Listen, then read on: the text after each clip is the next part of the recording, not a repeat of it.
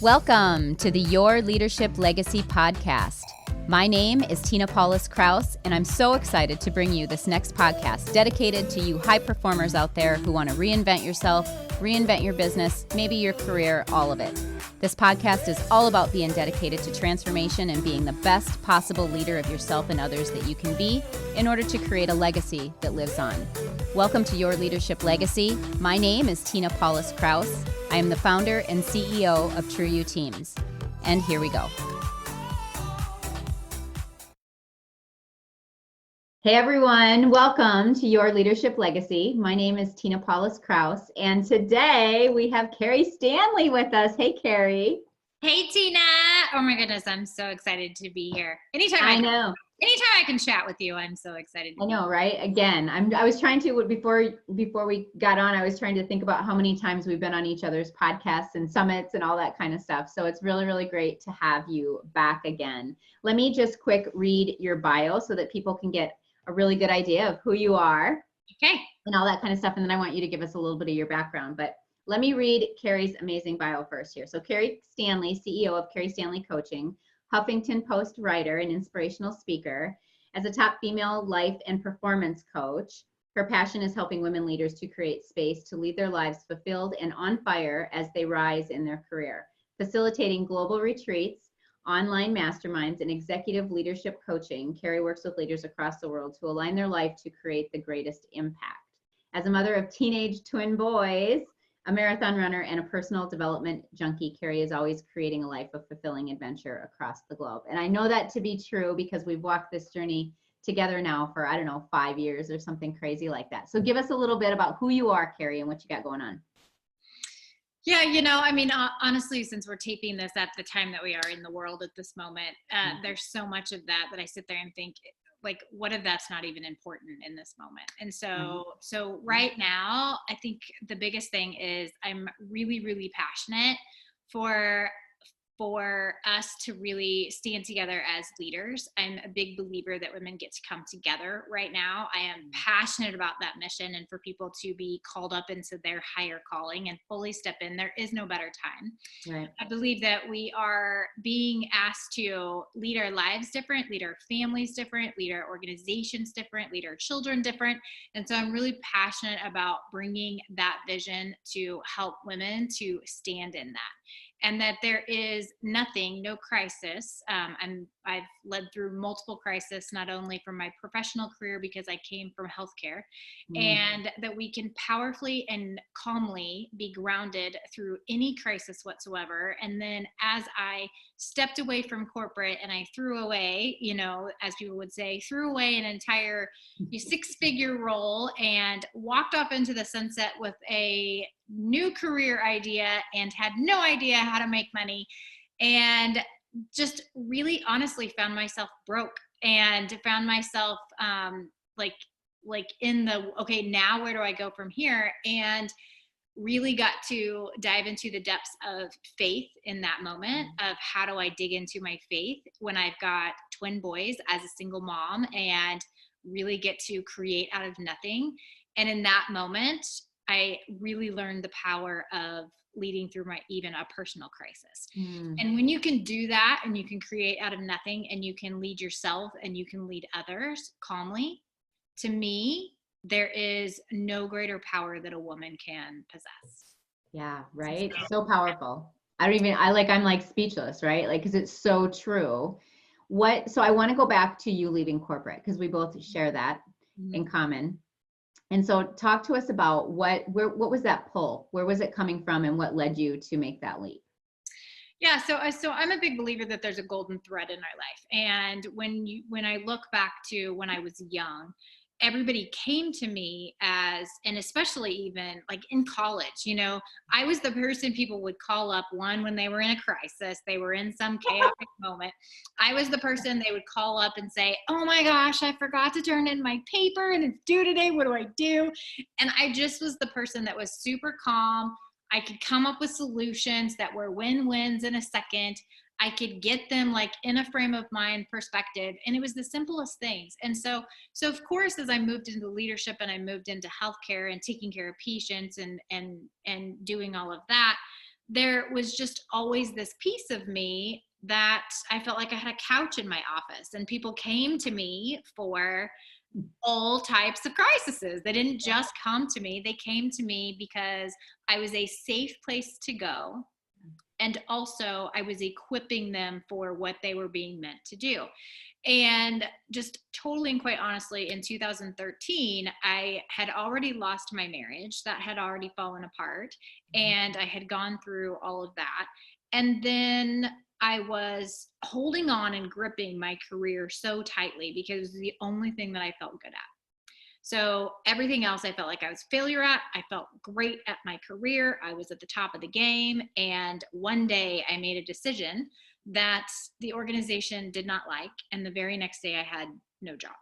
And so at that moment, and what we will find is the one thing that we are gripping on so tightly, if we don't learn to let go and be attached, it will come back to bite us because we get to learn what we're not to be attached to. And so all of a sudden I found myself with no job whatsoever. And everybody told me, you should go be a coach. Like, it's what you do. You should go be a coach. And so isn't it interesting how other people can mirror and tell us what we're meant to do, but we don't want to see it and we want to ignore it. Mm-hmm. And so I ended up starting up my business during that time. And 4 months later, to the date, I was hired back to the same organization to a new role to lead a different department. And so I was given the gift of a sabbatical because God basically said, there's more for you, and I need to wake you up if you're not going to wake up to it yourself. So mm-hmm. during those 4 months, I woke up to there was more for me in life and started up my business, and then had the luxury, just to be honest, I was given a gift. I had the luxury to go back into corporate, build my business while I was, being taken care of from that standpoint. And then 4 years after that, I just really felt like I wasn't moving forward enough. I was too comfortable again because there was an urgency to build the business. And so I was building it, and I had learned how to run in corporate again, but it wasn't really, really moving. And then all of a sudden there was a day where I felt the pull that it was like, it's time to burn the boats. Like, you're not going to keep, like, you got to do something different. Otherwise you're going to continue staying in the same place.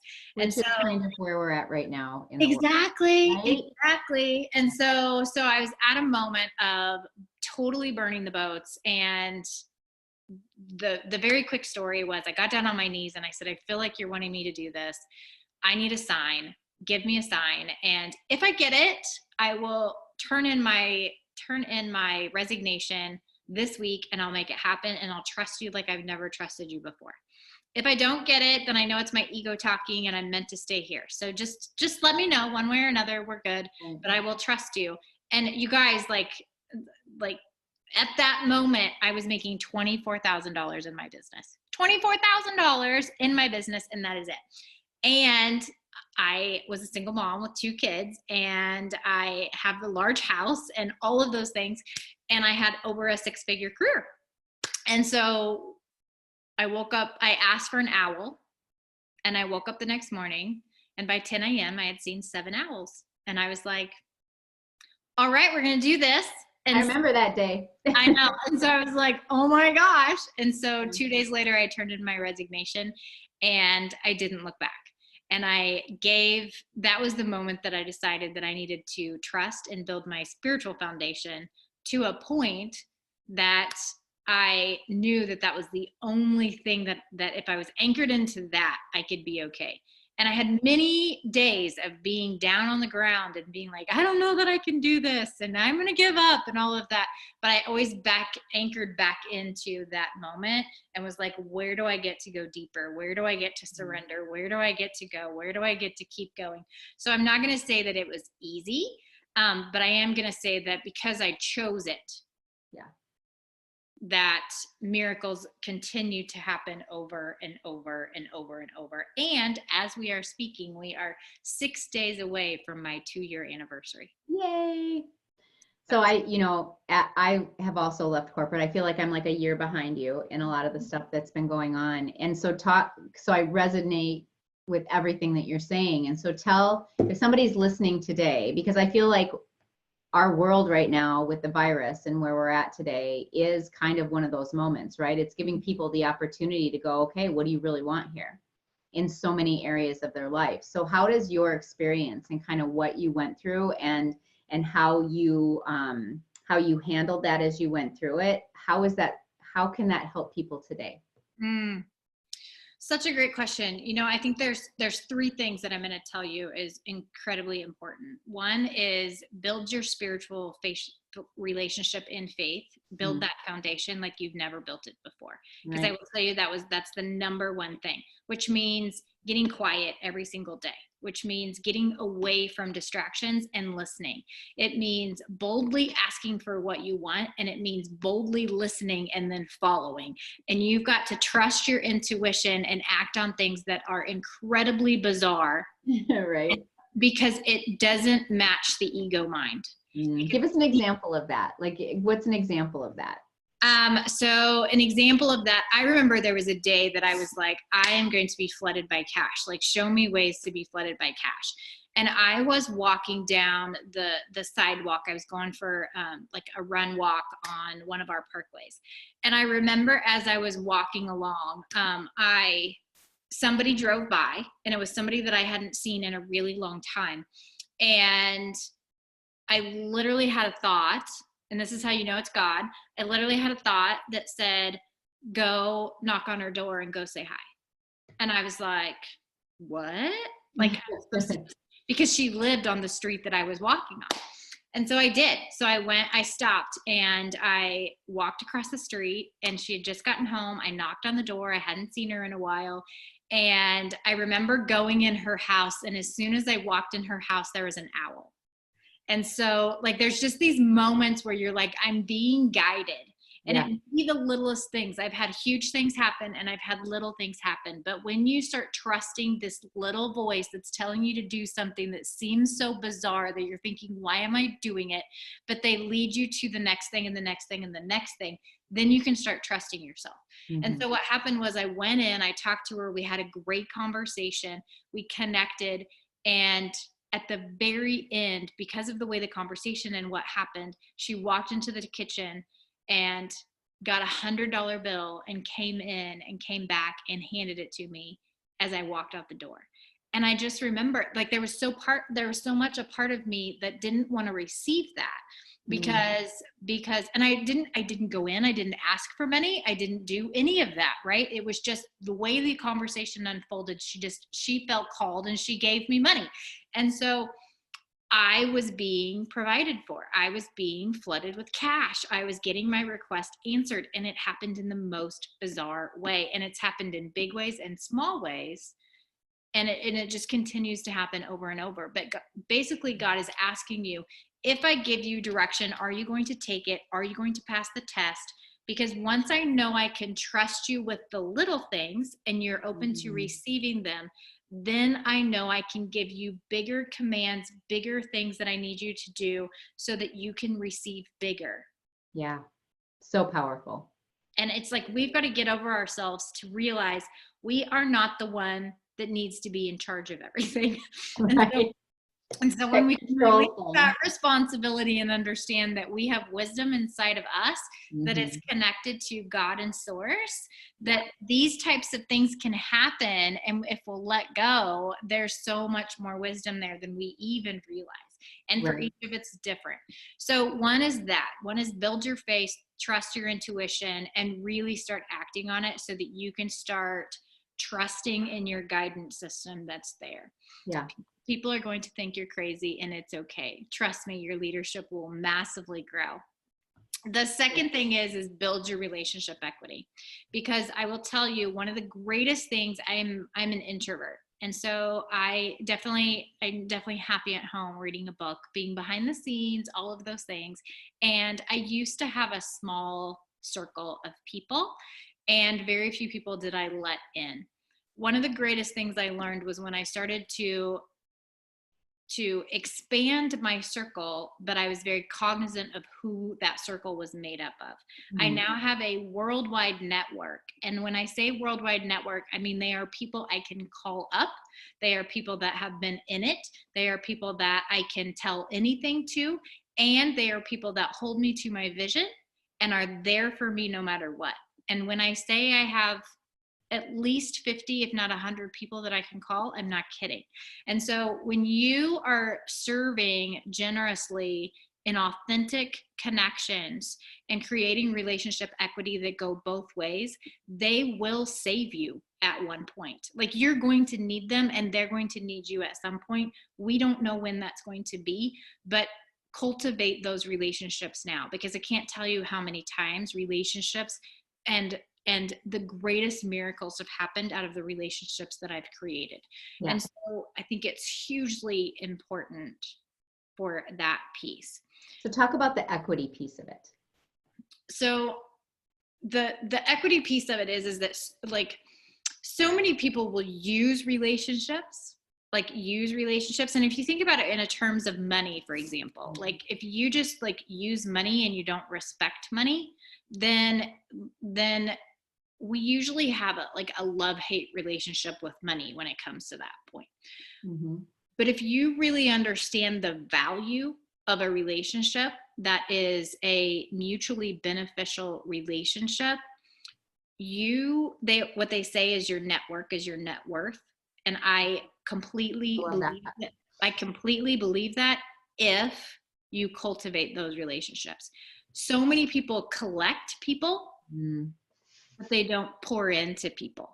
And so when you collect people, or you only go to them when you need something to get something out of them or get them to do something, then it's a transactional relationship. So it's a network, but it is not a net worth until you actually invest in the relationship and the connection. And people are craving connections. Right now in this time, the way you treat people, people are going to remember forever. Yes. Forever. And so that will come back to you. And I've had it time and time again. And so what I will say is that so many people are concerned about being financially rich right now. What I'm going to tell you is, if you'll invest in being spiritually rich and relationally rich, that will make you financially rich. Right. Like, to me, that's the formula. Awesome. Good. I wanted to just talk in a little bit about, because intention is a huge piece of it, right? It's all about intention in that relationship and stuff like that. Awesome. So what's the third thing then? Faith, relationship, equity, and what? Yeah. So the third thing, and really there's like probably one little extra one, but the third one is get really clear on what it is you want to create, and that is a vision being led by like your spiritual relationship, but get really intentional and be in certainty about it. The way that we manifest is getting in certainty. So what I noticed is the things that I was like wishy-washy on, or I wasn't really sure was going to happen, I wouldn't be fully committed, even though it was like something completely crazy. Whether the difference maker was whether I put my foot down and I was like, this is happening no matter what. And I'm going to do whatever it takes, or this is what I want to have happen. I'm going to see how it goes. Those were the things that didn't necessarily come to fruition. So what I noticed was God matched me to my belief. And so I had the power to make a decision with certainty and let go of how, which is why you've got to follow the directions that are coming in. But when I stood in certainty of this is what's going to happen, like when I made a decision when my house was, during that time I was telling you about, when my house was going into foreclosure, I made a decision that no matter what, my house was being saved. And every single day I would get down on my knees and I would envision, because it's envisioning the future as if it's already happened. I would envision the moment that everything was cleared. I would envision that exact moment. I would be down on my knees in the kitchen and I was crying because everything was clear. Everything was taken care of. It had all happened already. And I felt into that every day. I walked around saying my debt is clear. My house is saved. My kids have their house. And I would like celebrate that. And I would be in certainty. And you guys, it literally was at 10 a.m. My house was going into foreclosure at 2 p.m. that afternoon. It was 10 a.m. that morning before the answer came I had to stand in faith and certainty all the way up until then. And I remember the moment I walked into the bank and I received $10,000 in 15 minutes. And I walked into the bank and I handed them a check 4 hours before my house was going into foreclosure. That's manifestation right there. It is. And I didn't even realize it until I came home and I was waiting for all the phone calls and the things that needed to happen. And I was on the phone with the mortgage, and they said, everything's been canceled. The lawyers have been called off. Everything is clear. And it was like that moment. I mean, I can feel it right now. And I got off the phone and I fell to the floor and I was crying. And I knew in that moment that this is how powerful we are to create when we stand in certainty and we don't think that we have to be the one to have the answers, because it didn't come in a way that I planned by any means. And then all of a sudden what I realized was I was in the exact spot that I'd been visualizing for 6 weeks straight. It just gave me goosebumps. Ah! That's crazy. And if you think about that experience and what you just talked through, Keri, today, in today's time, if I'm somebody out there that, you know, I'm trying to do what I used to do at the office at home now, and I've got kids running around, or I'm a business owner and everything's been canceled. Like, there's so many different situations out there where people they're on the ground, right? They're wondering what's next. They're wondering, how do I move forward? They're wondering, where's the next paycheck going to come from? They're, you know, like, this is real, right? It's real globally right now. And so I know we've been through tons of leadership training and our coaching and all that kind of stuff. And you like, your superpower is really digging in deep with somebody. And so in your conversations that you're having, all of it, like, what's the biggest leadership lesson in all of this right now? Like, if I'm out there and I'm struggling to find the faith, like what do I do right now? Honestly, I'm going to go back to exactly what I just said. I mean, really what you do right now is you dig in deep with yourself. You look at, right now we are in extreme distraction. And my belief is that you've been having something knocking on your door, whispering to you, something you've been wanting to do. And we've been so busy with distraction, we haven't been listening. And so if we don't listen now, it's only going to continue. Mm-hmm. And so it's like, first of all, what do you got to lose by not listening at this point? And the second thing is, why would you not? Because or even just listening in a different way, like, listen to hear it this time. Yeah, like, really listen and act on the little voices that are coming, because they're coming for a reason. And you know the difference of when it's fear versus faith voices that are coming through. Right.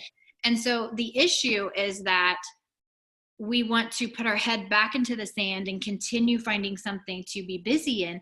And that's actually not been working, or it's only been working to a degree. Yeah. And so right now is a time where we've got to lean into our faith in a way that we never have.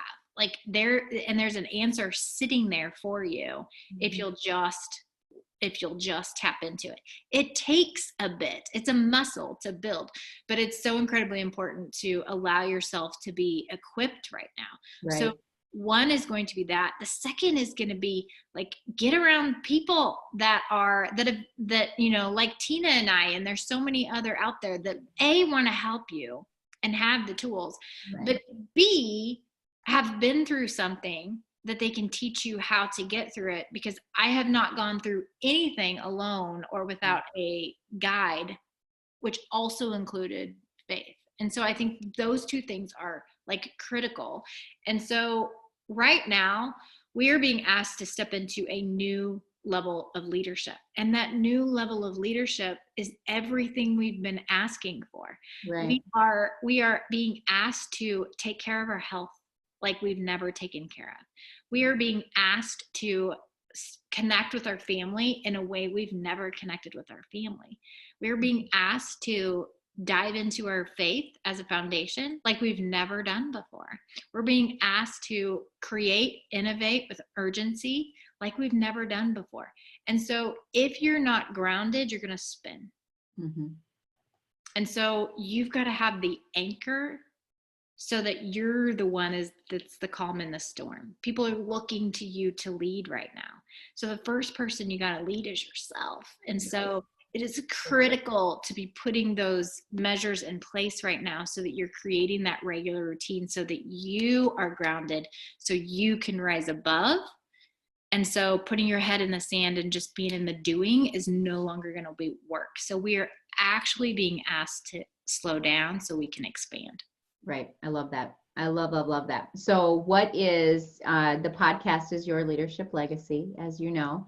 So what is the legacy that Keri Stanley is leaving?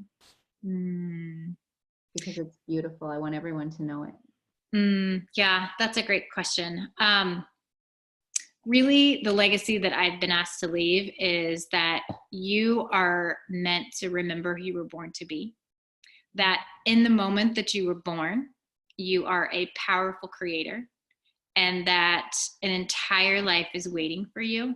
And so my legacy is to reach people, to stand into extraordinary faith, to live an extraordinary life of generosity, and to lead their extraordinary mission. And so my entire mission is to reach those that are ready to reach that level. Yeah. Awesome. And where can people find you if they're ready? Facebook's probably my most heavily populated place. And so you can find me at Keri Stanley, be friends with me at Keri Stanley. You can follow me at Keri Stanley Coaching for my business page. I do Morning Whispers Facebook Live every morning at 9:30. You can also find me on Instagram and LinkedIn. And so those are probably the best places to find me. Awesome. Well, I want to thank you. Our time is already done. It goes so fast. Yes. Yeah, you are, I want to acknowledge you because you're this beautiful being on this earth of love and light. And I've only ever seen you pour your love and your heart into people and shift people like on a dime. And so if anybody's out there and they're looking for somebody to change their life, Keri is definitely the one for you. I know that you've definitely changed my life, and I'm very blessed to have you. So thank you so much for being on. Thank you. Thank you so much. And thank you so much for getting this message out to the world and being the light that you are. And thank God we were brought together to climb a mountain together so that now we can climb the mountains of our own lives together. So absolutely. I'm forever grateful. I love you. All right, everyone. We'll see you next time. Your Leadership Legacy. Bye. Bye. My name is Tina Paulus-Krause, and I thank you so much for tuning in. I hope you enjoyed the show. Check out our programs and events at trueyouteams.com. And until next time, make it an amazing day.